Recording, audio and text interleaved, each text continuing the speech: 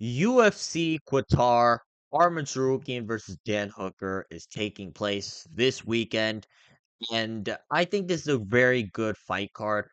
Certainly a good enough fight card so we can forget about that traumatic main event at UFC 322.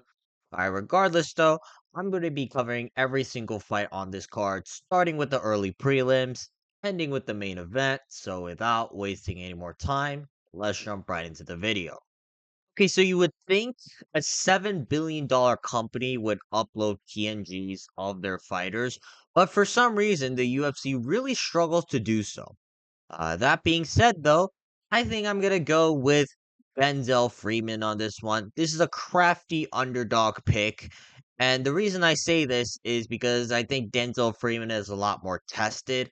I understand that Marek Bujlo is a 6-0 prospect, but he's been fighting nothing but schmucks in the regional scene, all right? A lot of the guys he's fought have either negative careers, they're journeymen in the regional scene of heavyweight MMA, whereas Denzel Freeman, he's very good.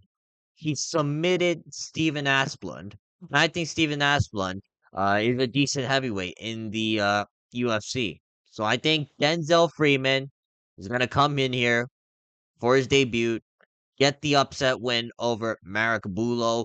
I think this is going to be the first actual test that Marek Bujlo is really going to have to face. Honestly, though, you may never know because this is unranked heavyweight, so this is basically a coin flip. But I'm willing to take this coin flip, and I'm going to go with Denzel Freeman to win this fight via knockout in the first 2 rounds. Up next, we have Saygid Isagakhmaev versus Nicholas Dalby. I think that's how you pronounce Ismagayev. I think. I'm not too sure. But anyways, I'm going to go with Saygid Ismagayev. The thing about Nicholas Dalby, if this were Nicholas Dalby in 2022, when he beat Gabriel Bonfim, when he was on a little bit of a hot streak, I may consider picking Nicholas Dalby to win this fight. However, he's 41 years old now. He's coming off a brutal knockout loss to Randy Brown, and I don't know how good Nicholas Dalby can be, especially against someone like Ismagayev, who has the grappling threat. Now, to be fair, Ismagayev hasn't fought mostly schmucks at one championship. I don't think he's fought any level of like competition that's close to Nicholas Dalby. But I think Ismagayev, based on the eye test, he's good. He's made quick work of those guys at one championship, and I do believe that Ismagayev will be able to approach a similar game plan to Renat Fakhretdinov, where Renat kind of won based on just holding Nicholas Dalby against the cage for like 2 rounds. Maybe Nicholas Dalby can kind of fraud check Ismagayev in the later rounds, but that's the thing, though, especially at the age of 41 years old, he could just look washed all of a sudden, seeing as he also came off that nasty knockout loss to Randy Brown. So I think Saygid Ismagayev should win this fight.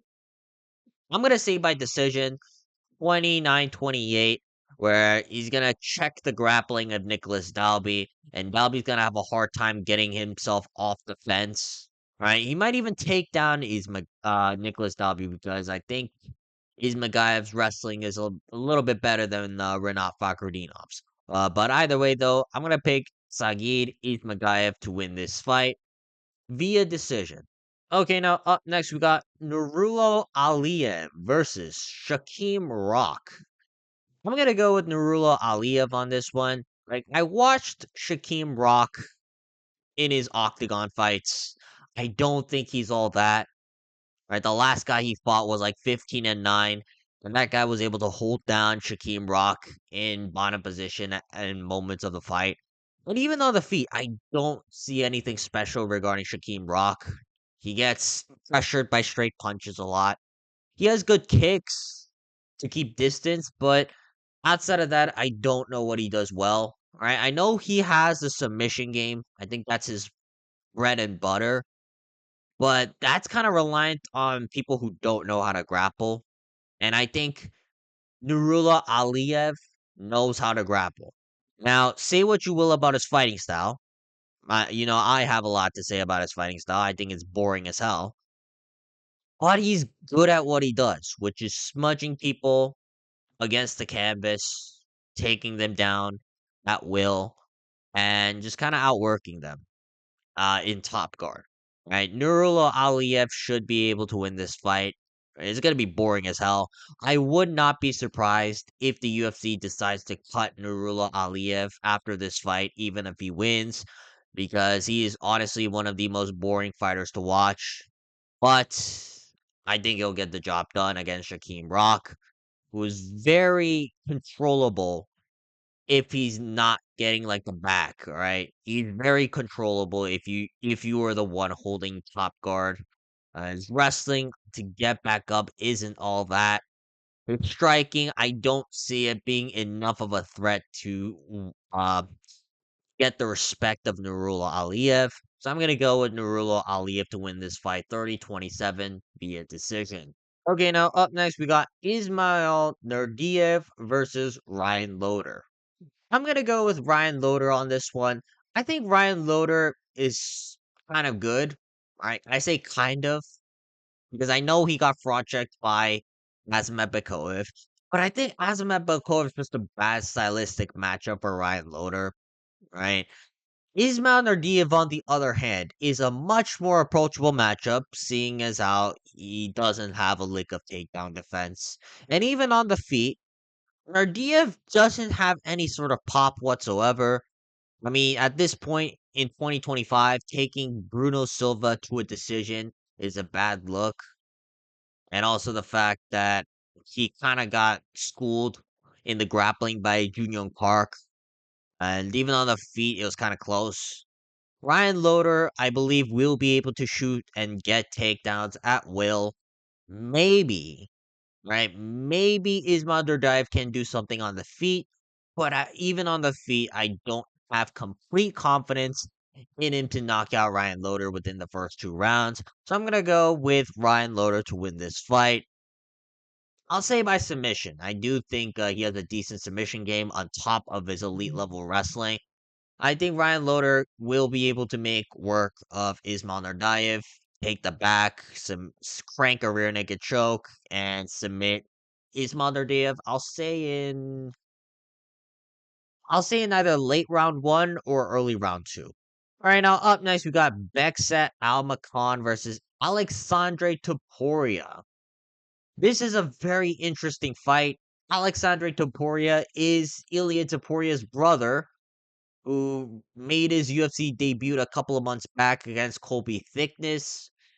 Now, the eye test says that Aleksandre Topuria is good. All right, he fights very similar to Ilya Topuria, albeit a more heavy wrestling approach. But I'm gonna go with Bekzat Almakhan on this one because at the end of the day, it's Colby Thickness.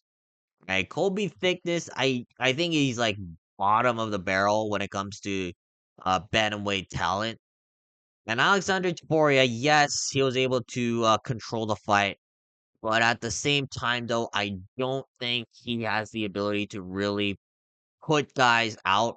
Right, he has some power, but the fact that Colby Thickness was able to survive, he also doesn't let his hands go like Topuria when they're in the pocket. So I don't think Topuria is necessarily gonna get a finish. I will say though, Alexandre Topuria does have solid defense, which could thwart Bekzat Almakhan because Bekzat Almakhan is primarily a knockout artist.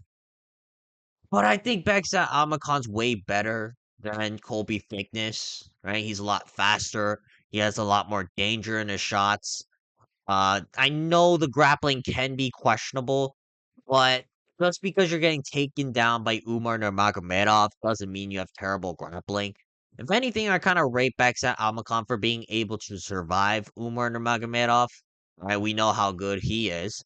So I think Bekzat Almakhan can beat Alexandre Topuria. I'm gonna say by round 1 or 2 knockout. Right, it's gonna take a while for Topuria to really get things going. Now, can I see him winning as the fight progresses? Yes, but in order to do so, I think Topuria is either have to take a heavy wrestling approach or let his hands go. And I don't see him letting his hands go. And although Topuria has wrestling, at the end of the day, he's taking down absolute scrubs like Colby Thickness. Whereas I think Bekzat Almakhan's a lot better than Colby Thickness. So I'm going to go with Bekzat Almakhan to win this fight. Yeah, round one knockout, right? Similar to what he did to Brad Katona. All right, now up next, we got Tagir Ulanbekov versus Kyoji Horiguchi. I'm gonna go with Kyoji Horiguchi on this one. Like Tagir Ulanbekov, I know he's the popular pick, right? And I kind of understand why you would pick him, right? Seeing as how Kyoji Horiguchi hasn't really fought UFC level competition over the last like 6 or 7 years. Ah, God damn it. Why did I say that?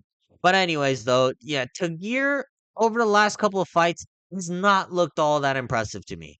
All right. He finished Cody Durden in the second round. Okay, visually it was nice, but it's Cody Durden. I'm not gonna take too much out of that win. He took Clayton Carpenter to a decision, right? And then we saw Jafel Fillo submit Clayton Carpenter the first round. He arguably lost to Azat Maxim in his last fight a couple months back. And Azat Maxim has since been absolutely fraud checked by Mitch Raposo. I don't think Tagir Ulanbekov is all that. So I'm going to go with Kyoji Horiguchi to get the crafty underdog upset by outstriking Tagir Ulanbekov on the feet. Of course, I know the wrestling and the jiu-jitsu is kind of a threat. But realistically, I don't think it's all that. Right? I think Kyoji Horiguchi is good enough to defend the takedowns and keep this fight standing in the early parts. And it's not like Tagir Ulanbekov has this incredible gas tank. He's known for slowing down in the later rounds of a fight. So I think Kyoji Horiguchi can just calf kick Tagir Ulanbekov at range. Right? Keep Tagir Ulanbekov guessing and on the feet. Tagir Ulanbekov slow as hell. Right? For a flyweight, it's very noticeable because most flyweights are Speedy Gonzalez's. Meanwhile, Tagir Ulanbekov's kind of stuck in the mud. So I think Kyoji Horiguchi's got this one in the bag. 29-28. Crafty underdog performance from Mr. Kyoji Horiguchi. All right, now moving on, we got Abdulrakhman Yakhyaev versus Rafael Cequeira. I mean, this is a no-brainer. I'm going to go with Abdulrakhman Yakhyaev. It's Rafael Cequeira. He shouldn't even be in the UFC. He's 0-3 in all three of his fights in the UFC.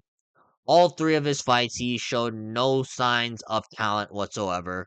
He got destroyed on the feet by Ibo Aslan, destroyed on the feet by Modestas Bukauskas, ragdolled by Julius Walker, and I don't even think Julius Walker's all that. Abdul Rahman Yakhyaev is a lot better than Julius Walker, or let alone any of the guys that finished Rafael Secura in the first round. I really do believe that Yakhyaev is good. You know, his fight on the Dana White Contender Series, he got a 30-second knockout. And in his regional career, he's primarily known as a jiu-jitsu specialist. So I do believe that Abdulrakhman Yakhyaev can win this fight in the first round by whatever he wants. I would say submission because I do think that's easier than knocking out Rafael Secura. But even if this fight's on the feet, Rafael Secura ain't all that, right? I think Yakhyaev will do whatever he wants. I'm gonna say submission because that's what he prefers more. But if he gets the knockout in the first round, I wouldn't be surprised. If this fight goes past the first round, I will consider this a fraud check for Abdul Rahman Yakhyaev. But I don't see this fight going past the first round, so Yakhyaev just gets this done by whatever he wants. Okay, now up next we got Luke Riley versus Bogdan Grad. I'm be honest with you guys, I might get some slack from people who are actually in the know. I don't think Luke Riley's all that. Yes, is he getting highlight reel knockouts after highlight reel knockouts? Yes. But he's fighting schmucks at Cage Warriors that the promotion's just deciding to lay up for Luke Riley in hopes that he can get into the UFC. Like in his last fight, I forgot the dude's name. It was something like it started with the A, his last name. But anyways, though, that guy is a very heavy grappler, but I don't think he's all that. And Luke Riley does not really defend takedowns all that well. But I don't think that's gonna matter in this fight though, because it's Bogdan Grad. Bogdan Grad is kind of bottom feeder in the featherweight division. Like he went to a split decision with Michael Laswell. It's like whatever. He then I think he lost to Muhammad Naimov, right? That's not a great look. I mean, sure, he beat Lucas Alexander. Lucas Alexander shouldn't even be in the UFC, seeing as how Lucas Alexander got knocked out by Serghei, right? That should explain things enough. I don't think Bogdan Grad is all that good. He has this style where, like, you would think he's a power puncher that finishes people in the early rounds, but not really, right? He's similar to Miles Johns, right? They look like people who have crazy power in their hands, but not they don't. And outside of that, their skill set's very mediocre at best. So I think Luke Riley will be able to pick apart Bogdan Grad throughout this fight. I still don't think Luke Riley's all that though. I do believe that he will meet some opposition as he climbs the UFC featherweight rankings. But Luke Riley's 26 years old. He's young. He has a little bit of time to develop. Maybe he's a lot better than when he fought at Cage Warriors, but I wouldn't be surprised if Luke Riley loses this fight. However, I don't think he's going to, so I'm going to go with Luke Riley to get a TKO win within the first 2 rounds. Okay, now up next we got Alex Perez versus Asu Almabaev. Low key, I think Alex Perez is a crafty underdog pick. And let me explain. Asu Almabaev, you would think he's this elite level grappler, but he ain't all that. Like, he arguably could have lost to Jose Ochoa, who came in on short notice after beating Cody Durden. And outside of that, what has he really done? Right? Oh, cool. He knocked down Mateusz Nicolau in the third round. So was everyone else. Knocking down Mateusz Nicolau isn't that special. And you would think he has this elite sort of grappling game overall in order to control and submit opponents. He has one submission win in the UFC. And that's to, I believe it was Ode Osborne. I'm not entirely sure, but the point is, I don't believe Asu Almabaev is all that. All right. At best, he can control Alex Perez for a couple of minutes, maybe take the back. But even then, I don't fear for Alex Perez in this situation. I know Alex Perez has been suffering against a lot of submission threats throughout his UFC career, but that's against championship caliber fighters like Davidson Figueiredo. I think Brandon Royval back in the day.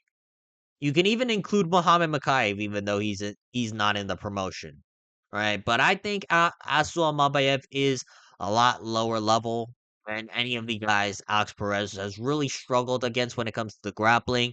And on the feet, this is easy pickings for Alex Perez. Asu Almabaev has no power in his hands.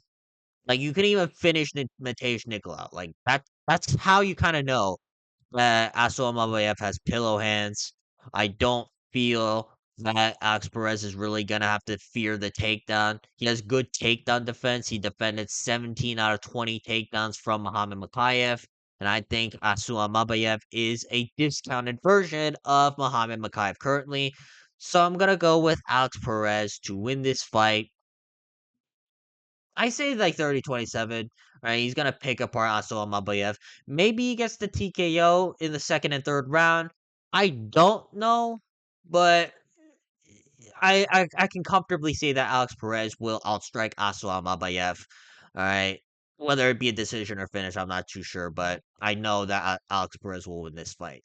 Moving on, though, we got Serghei Spivak versus Shamil the Blob Gaziev.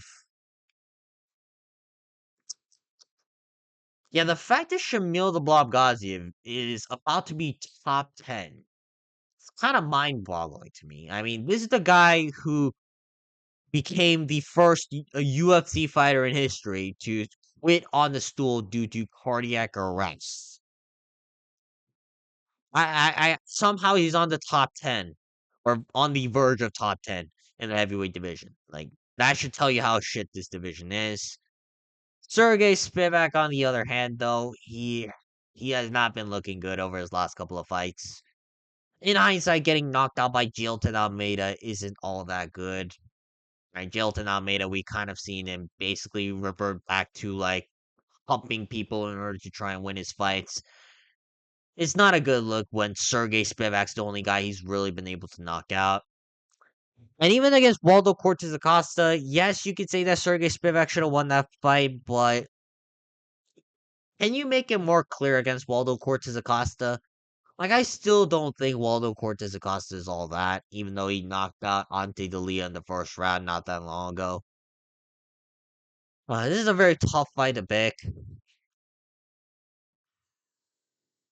I'm gonna go with Shamil Gaziev. Yeah, I'm really going to go with Shamil Gaziev on this one. Right now, can Sergey Spivak submit Gaziev? Yes. Right, Shamil Gaziev, I don't think he's training grappling all that much. But when you really think about it, when's the last time Sergey Spivak has really been able to implement his grappling? Like, he couldn't take down Waldo Cortez Acosta. Right? I think Waldo Cortez Acosta is worse than Shamil Gaziev when it comes to the grappling, at least. Like, at least Shamil Gaziev can shoot takedowns. I think Shamil Gaziev will be able to put on the pressure against Sergey Spivak early on. Is there concern for Shamil Gaziev's gas tank? Of course, there's always that worry for Shamil Gaziev. But Sergey Spivak's also a fat blob who doesn't have the best cardio. So I think Shamil Gaziev can do enough in the early parts of the fight. Maybe as the fight progresses, Sergey Spivak can mount a comeback, but I can even see a finish for Shamil Gaziev in this situation because he's got some pretty solid power in his hands. And Sergey Spivak just got knocked out by Jailton Almeida a couple months back. So I'm going to go with Shamil Gaziev to win this fight. I'm going to say round 2 knockout. Right? I'm going to say Shamil Gaziev knocks out Sergey Spivak within the first 2 rounds of this fight. Moving on, though, we got Jack Hermansson versus Mike the Beck Oralby. Now, imagine telling someone a couple months back that Jack Hermansson versus Mike the Beck Oralby would be a fight that the UFC matchmakers decided to book for whatever reason. Right? Like, basically, whoever made this fight needs to be fired. I don't know why you would make this fight. It's not because one guy is just going to get destroyed necessarily, but I just don't know why this fight was made specifically for both of these fighters. With that being said, though, I think Mike Tebek Orobai should get the job done. Right? I don't like the welterweight move down from Jack Hermansson, who's been primarily a middleweight throughout most of his UFC career. Like, somehow at the age of 37, he thinks cutting in 15 extra pounds is going to make a difference for his career. He's also coming off that brutal knockout loss to Gregory Rodriguez.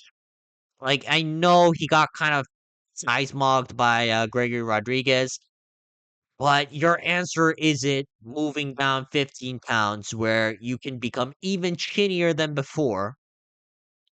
I just don't like the move for Jack Hermansson. Alright, I'm gonna go with Mike Debek Orabai to KO or submit Jack Hermansson.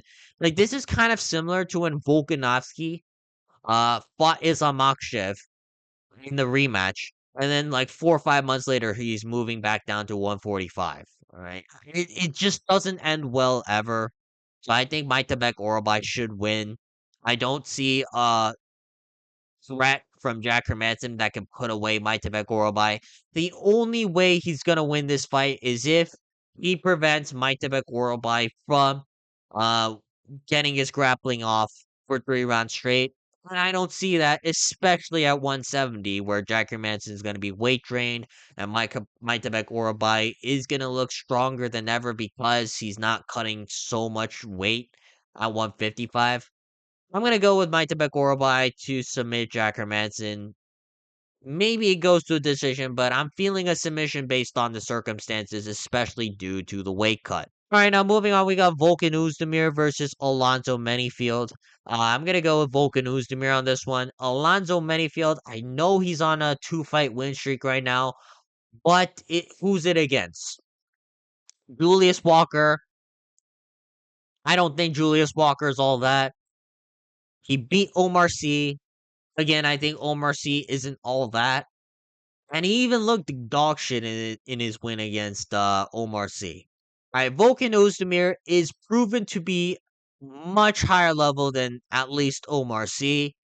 Volkan Ozdemir has some power in his hands. He's got some defense with him. And on top of that, it's very tricky to knock out Volkan Ozdemir, which is basically Alonzo Manyfield's only chance. I think Volkan Ozdemir should be able to box up Alonzo Manyfield. We know Manyfield's also very chinny. He has been getting wobbled, dropped a lot over the last couple of years.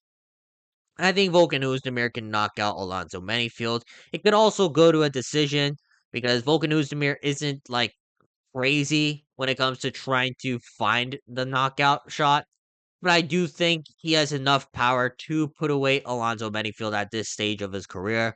I'm going to go with Volkan Ozdemir to win this fight by round 1 or 2 knockout. Moving on, though, we got Bilal Muhammad versus Ian Machado Gary. Now, I think Ian Gary's going to win this fight. I don't know how Bilal Muhammad's going to close the distance in time to implement his wrestling for throughout the entire fight.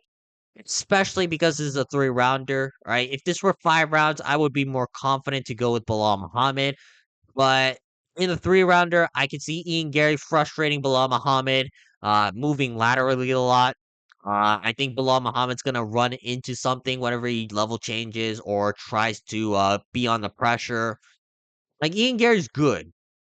However, out of pure spite for Ian Gary, I'm picking Bilal Muhammad to smudge Ian Gary up against the cage. Right? We need Bilal Muhammad to win this fight. And I'm not just saying this because I despise Ian Gary with all my heart. If Ian Gary gets the next title shot at welterweight, this sport is going to be so dead. Right? Think about, oh, you can promote this as Khabib versus Conor McGregor too. Not really, right? Like Conor McGregor has way more charisma, he has a way more entertaining fight style. He's also a lot more active than Ian Gary, in my opinion. Like, I don't find anything redeeming about Ian Gary whatsoever, other than the fact that he's just been winning his fights, right? And let me just say this, because even if Ian Gary wins, there's not going to be a finish, right? There's just not. What is Ian Gary gonna do as soon as he beats Bilal Muhammad via 29-28 robbery decision? Right? He's gonna go up to the mic and go like, I defeated the number 2 ranked Bilal Muhammad in a 29-28 robbery decision. Now, I took Bilal Muhammad's soul, which is something not even JDM could do. So sit down, shut up, and get my total shot right now. I do not want to hear that. Bilal Muhammad, please, please beat Ian Machado Gary. I don't care how boring the fight's gotta be. If you gotta smudge Ian Gary for 3 rounds straight, go for it. All right, I just do not want to see Ian Gary in any sort of title picture at welterweight right now. So please, Bilal Muhammad, beat Ian Gary. All right, please. That's all I ask. Shoot takedowns off the get go, which you typically don't do, but still. I'm gonna go with Bilal Muhammad to win this fight via 30-27, 29-28 smudge fest decision. And that's the other thing too, though. Alright. I know Ian Gary has high fight IQ. I know Ian Gary adjusts his tactics based on the opponent he fights. What? The one thing that has been super effective against Ian Gary is just strength mogging him. Right? Ian Gary, he's very good at technical stuff when it comes to grappling. Like he defended all of Shavkat Rakhmonov's takedown attempts. But at the same time, though, Shavkat Rakhmonov doesn't have the wrestling of a Bilal Muhammad. I think Bilal Muhammad has way better takedown entries, which is something that Ian Gary hasn't really been tested in. And even when he has been against Shavkat, Shavkat was able to take down Ian Gary, right? And you could say, oh, it was because of the fourth round. But then again, Shavkat Rakhmonov doesn't really shoot traditional takedowns. Whereas Bilal Muhammad, yes, it could be more predictable, but it's just a lot better than what Shavkat Rakhmonov does when it comes to like pure wrestling entries, at least. Right, so I'm gonna go with Bilal Muhammad to box up Ian Gary with the Canelo hands, back him up against the cage, dunk him on his head, and then we could celebrate Bilal Muhammad beating Ian Gary, and we never have to see Ian Gary in the title picture ever again. Please, that's what I'm praying for UFC ultimately. Right now, moving on to the main event, we got Arman Tsarukyan versus Dan Hooker. Like, I also have similar feelings for Arman Tsarukyan like I do with Ian Gary. However, I just don't know how Dan Hooker's gonna win this fight, right? Now, if Dan Hooker somehow manages to pull this off, it would be funny. I would be rooting for Dan Hooker to fluke a win in the later rounds. But the problem is, Dan Hooker, especially early on into the fight, he's so open to everything. All right, whether it be takedowns, whether it be getting clipped on the feet, right? You always have to worry for Dan Hooker in the early parts of the fight. And Arman Tsarukyan is very good. He is very good at, you know, being dangerous in the early parts of the fight, right? Like on the ground, I know he doesn't have that many submissions. I don't think he has any submissions in the UFC. But his control's a lot better than Mateusz Gamrot. And while I do rate Mateusz Gamrot as a better pure wrestler, where he can get takedowns at will, Arman Tsarukyan's better at everything else, right? Ground and pound, control, maybe even submission threats. I just seen Dan Hooker go through a lot of hairy situations early on in this fights way too much. I can even see Dan Hooker getting clipped on the feet by Arman Tsarukyan. Tsarukyan has underrated power in his hands. Now, to be fair, is it because he fought Beneil Dariush? Maybe, but at the same time, though, I do think he has more power in his hands than Mateusz Gamrot, who dropped Dan Hooker in the early parts of the fight. I think Tsarukyan's a little bit too good. Right? He's probably just gonna take down Dan Hooker, throw ground and pound like what he did to Joel Alvarez. And that's the other thing too. Dan Hooker gets cut up very easily. Right? He's had a lot of scar tissue. He's been through a lot of wars. I think Arman Tsarukyan is gonna get this job done within the first two rounds.